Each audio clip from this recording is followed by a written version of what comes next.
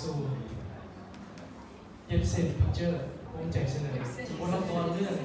ผู้ทุ่มเทและเสียสละ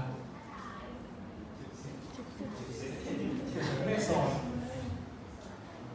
เป็นญาติธรรมอยู่สนามรบแห่งหนึ่งมีจิตใจมุ่งมั่นทุ่มเทเสียสละแต่ด้วยเหตุ แม่สอนกันนะเนี่ย เพชรให้แม่สอนมีโรคประจำตัวและต้องถูกหมอเป็นประจำ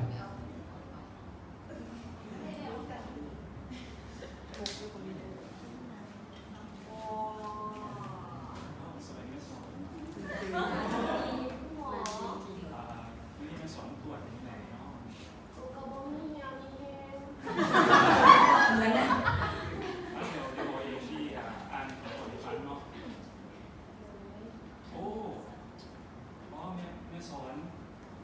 ชอบจะดูโลกนี้มันได้บุรุษนะ อยู่โลกนี้ก็อีกก็โดน นั่นแล้ว จะหายมันไหลจากวินาที ไม่สอนได้ไปเที่ยวรอบโลกหรือยัง อันนี้ก็มีเงิน ได้งานหรือยัง เพราะว่านังมีผัว ตั้งปณิธานแล้วลูกตั้งปณิธานแล้ว โอเคสักนะหมอคิดว่าไม่สอนอีก2 เดือนมันก็จะได้เลยถ้าแล้วเป็นเรื่องละคร เดี๋ยวเงิน นั่นแหละตัวที่อาจจะพาตัด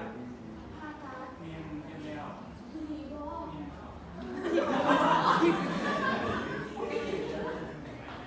โอเคเนาะ2 เดือนเจอกันฉันหมอไปด้วยคนไข้ก่อน หาลูกใส่น้องมันสิบ่ได้ตายสิ แม่สอนน่าจะไม่ใช่ ที่สถานแห่งหนึ่งกำลังเบื้องบนเมตากำลังจะจัดงานประชุมธรรมขึ้นซึ่งมีความสำคัญเป็นงานของ3 โลกอีกมินิดนึงเรารู้เลยว่า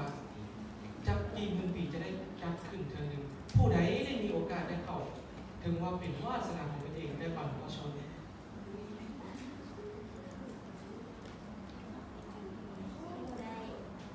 คนทำธรรมะกันหลายเนาะที่โทรนำเจ้าเขาเข้าสร้างประชุมธรรมก่อนเพราะว่าเขาเป็นผู้แนะนำของเขาเนาะ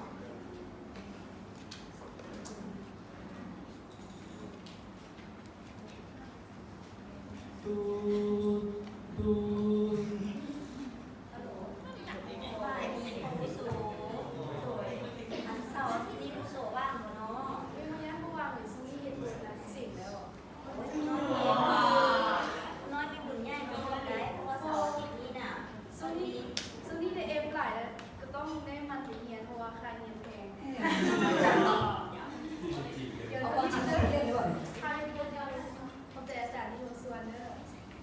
ฮัลโหลผู้สูงผู้สูง ยัง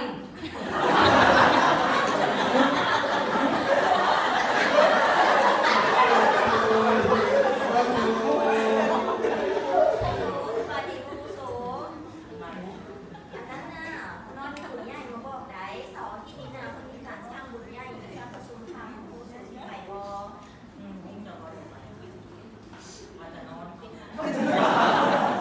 โอ้ ผู้สมมันเป็นบุญใหญ่หลายได้เพราะว่าเอาเสียสละเวลาไปขนาดที่สามารถช่วยเหลือเขาได้ในสร้างบุญใหญ่อันนี้มีผู้สมใช้สัมผัสเองเนาะเพราะว่าเป็นผู้บอกบุญ นี่มัวจะไปมาลองรู้มาใหม่แล้วครับเด็กมัวอ่ะขอโทษอีกเสียเวลา ดู ฮัลโหล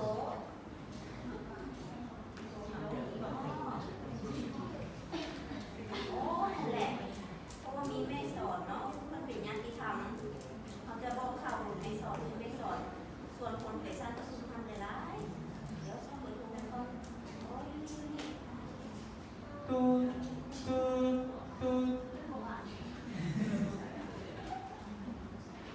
ฮัลโหล ไปสอบไปแล้ว ฮั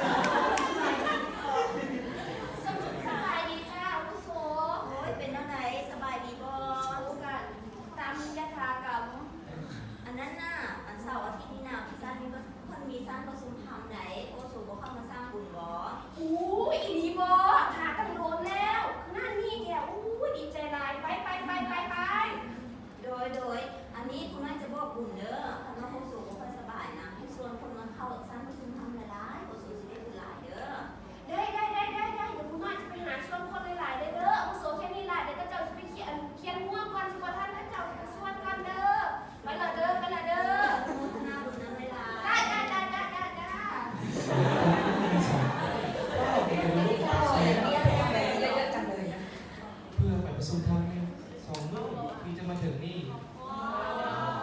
โดนน้ำเด็กน้อย เด็ก โอ้ น้อย ยอีส่วนไผ่หม้อวันนี้เนาะคือคิดงานแท้ลูกแต่ยังได้ส่วนเขาเป็นอ้าวแม่มุ้ยปฏิจ้าปฏิจ้าอุ้ยน้องๆกันอยู่ลูกๆกันอยู่โอ้ยก็ดีแท้แม่ว่าสิมาส่วนไปงานขึ้นมาส่วนดังพ่อแม่ว่าสิส่วนไปงานทำมา เออไปงานทำมาบ่นี่จะไปกันหลายเงินทองกับใครมีก็ต้องไปงานทำมากระไร โอ้ อย่างเงินน้ำคำนี่แล้วลูกลูกแม่เป็นดาเป็นหาดอยู่ เป็นตัวจะเปิ้ลลูกหลายเลย เป็นยังไงแต่จะไปอยู่บอกแล้วกระไรอย่างนี้จะว่ามันดีจะไปเบิ่งอยู่จะพาลูกไปเบิ่งอยู่ อุ้ยไหว หน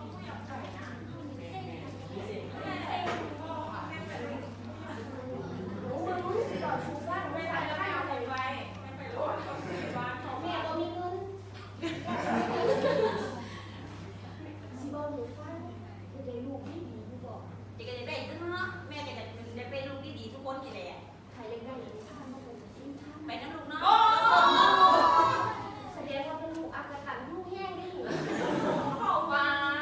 ซิ่งมากสิเขือ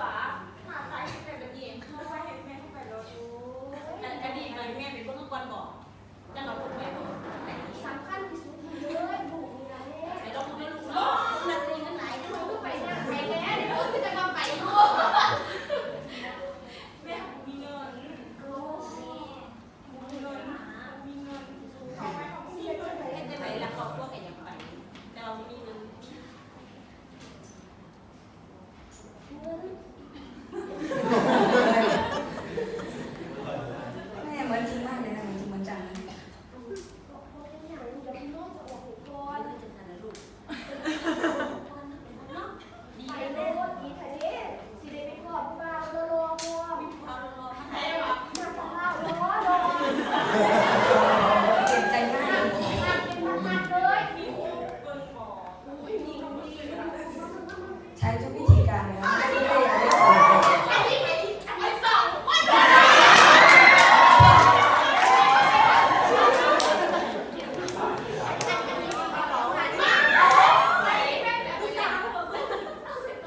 โดยไปว่าจับเราเขาก็พูดจา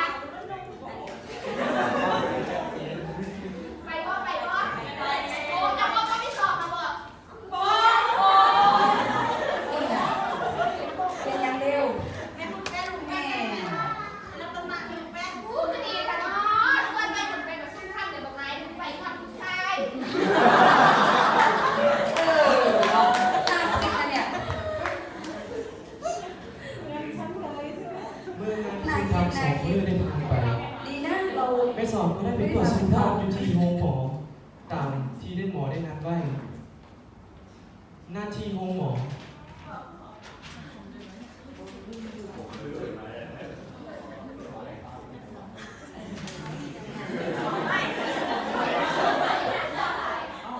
ไม่ดี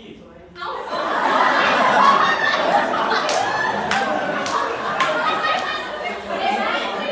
า แม่สอนนั่นคือชื่อเล่น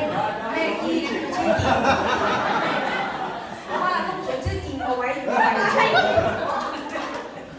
ไปดีลูก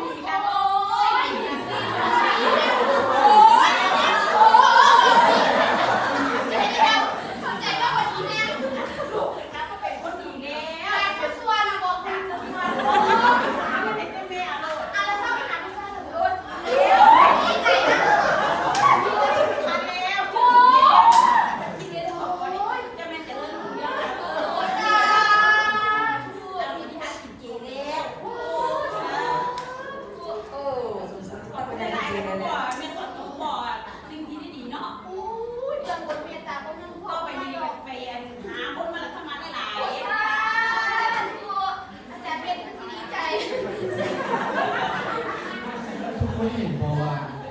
เมื่อเรามีจิต ให้พีคือแล้วนะจำเน้น เห็นงานทางธรรมสำคัญกว่างานทางโลก สิ่งศักดิ์สิทธิ์จะคอยเมตตาแม้ว่าเราจะเจ็บป่วยหลายปัจจัย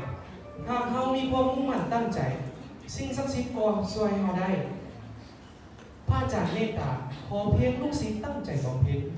ถึงว่าวิญญาณเราจะอยู่ในนรกพระอาจารย์ก็เอากลับมาให้เราได้ มื้อนี้เขาร้องถามใจเขาเบิ่งทุกมื้อนี้ที่เรามาสารธรรมเขาได้ทุ่มเทเสียสละแท้จริงหรือบ่ของเขาใจ